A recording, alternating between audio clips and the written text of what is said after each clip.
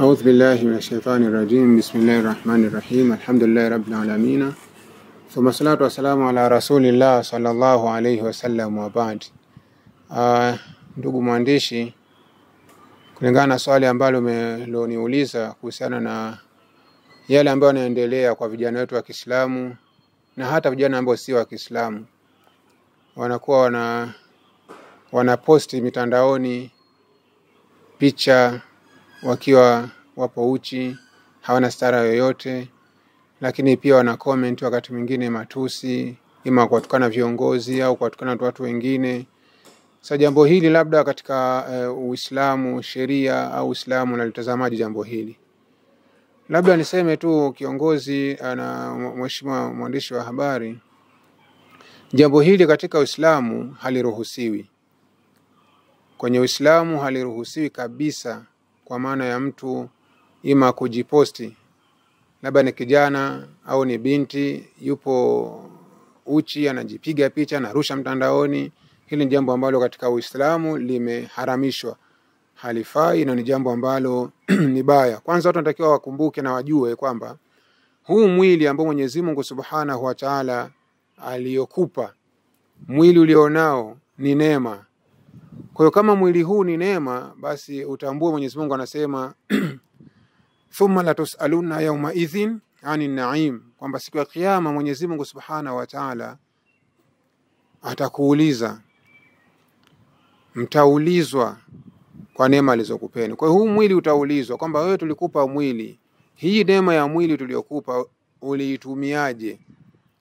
Kwa hiyo neema hii, matumizi sahihi anatakiwa mtu aitumie katika kumcha Mwenyezi Mungu Subhanahu wa Ta'ala. Na kumcha Mwenyezi Mungu Subhanahu wa Ta'ala katika neema hii ya mwili, maana yake ni kufuata maelekezo yake.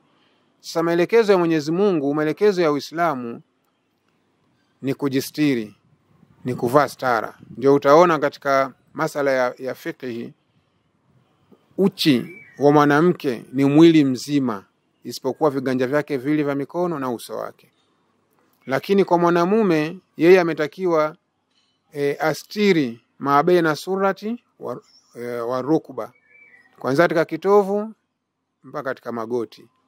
Kwa hiyo hayo ni maelekezo ya Uislamu. Kwa hiyo utaona kijana wa Kiislamu anatakiwa ajistiri, lakini pia hata binti wa Kiislamu pia na yeye anatakiwa ajistiri.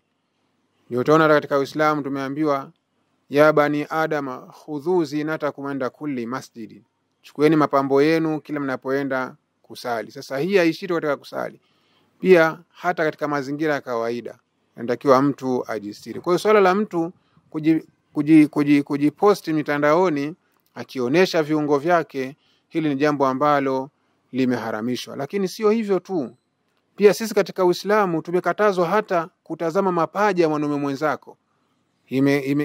Imekatazwa katika Uislamu, haifai, ni makosa katika Uislamu. Sasa sikwambii viungo vingine, mapaja tu peke yake yamekatazwa. Kwa hiyo hii utaona namna gani ambavyo Uislamu umewataka watu wajistiri, na utaona hekima yake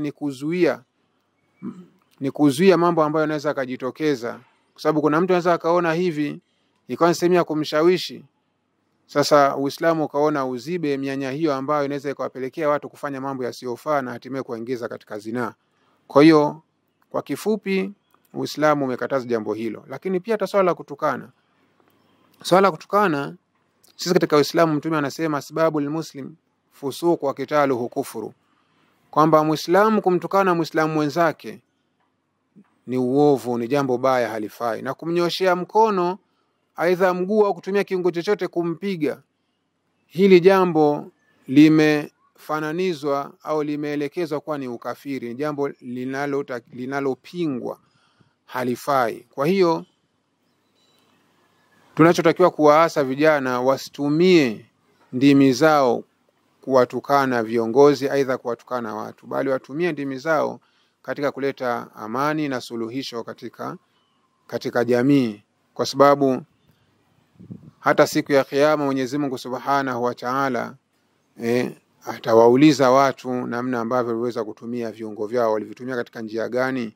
Na nakumbuka kuna tabi'i mmoja mkubwa, kama sijasahau utakuwa ni Salamatu bin Dinari, alikuwa katika darasa lake akiendelea kudarasisha Kuna mwanafunzi mmoja alikuwa yupo kimya, akamwambia vipi mbona uzungumza? Asema hapana, mimi nakaa kimya kwenye darasa hili ili niweze kusikiliza vizuri na niweze kuelewa.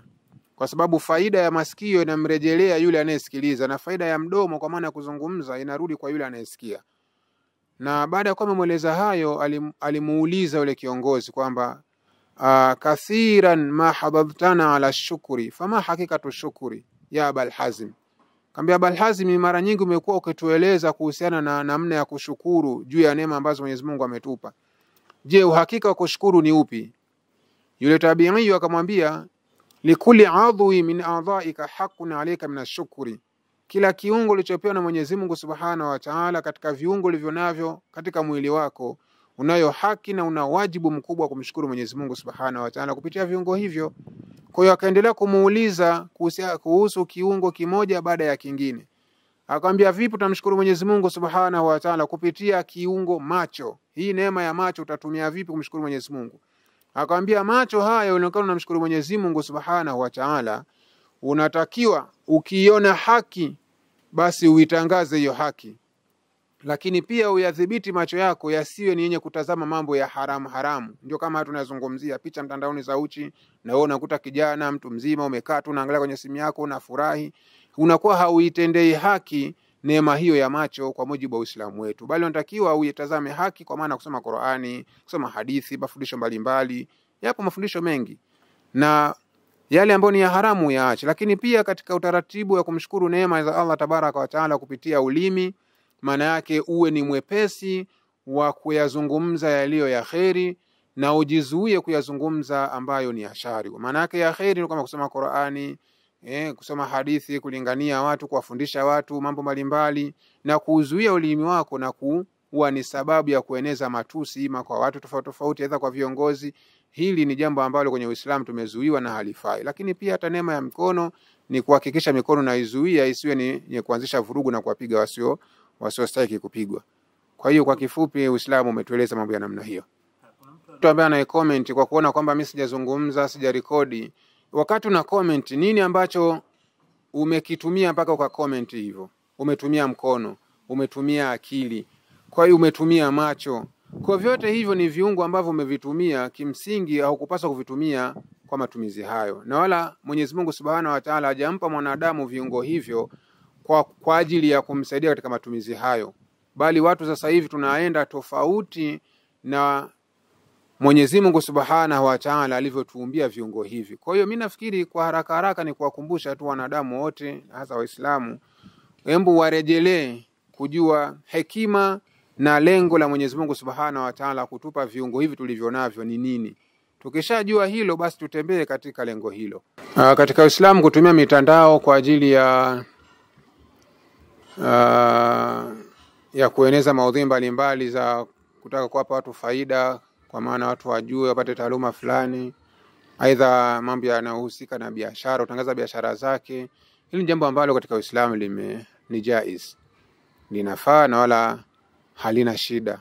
Kwa sababu sisi katika Mtume sallam wakati yupo katika hijjatul wadaa alivyotoa hutuba ndefu aliwaambia falyuballighu shahid alghaib, kwamba haya niliyoyasema aliyehudhuria katika eneo hili amfikishie ambaye hakuhudhuria. Sasa hapo katika kufikisha kuna namna nyingi.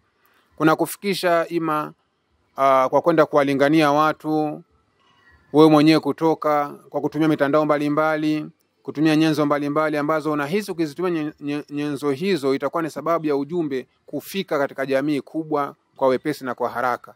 Kwa hiyo yote tumeruhusiwa. Lakini pia kufikisha kwa maana unaweza, kama ni ujumbe upo katika lugha ya Kiarabu, unaweza ukaubadilisha ukaweka katika lugha ima ya Kiswahili au lugha ya Kisukuma, ili mradi kinachokusudiwa ni lile lengo lile la ule ujumbe uweze kufika katika jamii. Kwa hiyo kutumia mitandao kwa maana ile ya kufikisha ujumbe Mwenyezi Mungu Subhanahu wa Ta'ala Mtume Muhammad sallam inafaa. Lakini pia kutumia mitandao kama sehemu ya wasila ya kufikisha taarifa zako za biashara unazozifanya za halali, hilo ni jambo ambalo linafaa wala halina shida yoyote. Bali tumekatazwa kisheria kutumia mitandao hiyo kwa njia ya kueneza maasi, njia ya kueneza fitna, njia ya kueneza furugu katika jamii. Hilo ndio jambo ambalo tumelokatazwa. Lakini jambo la riziki hilo halina shida katika Uislamu. YouTube wanaweza kuwa kuna matangazo anapitisha kupitia akaunti yako, lakini baada ya siku ima mwezi wiki kuna kiasi cha fedha wanakupa. Je, fedha hii inakuwa ni haramu? Ili kusupport hiyo pesa inakuwa si haramu ikiwa kama mtakuwa mmekubaliana kwa bwana, sisi tunapitishia matangazo yetu kwako kama sehemu ya kuvutia biashara tulizonazo, na sisi tuna kiasi tunachokipata kama sehemu ya faida. Sasa kwa hiyo sisi katika faida hii tunaona sisi tukugawie kiasi fulani. Ikifanyika hivyo haina shida wala hakuna tatizo lolote katika Uislamu, kwa sababu itakuwa ni wewe mwenyewe pia umeridhia katika ile ambayo yanayofanyika.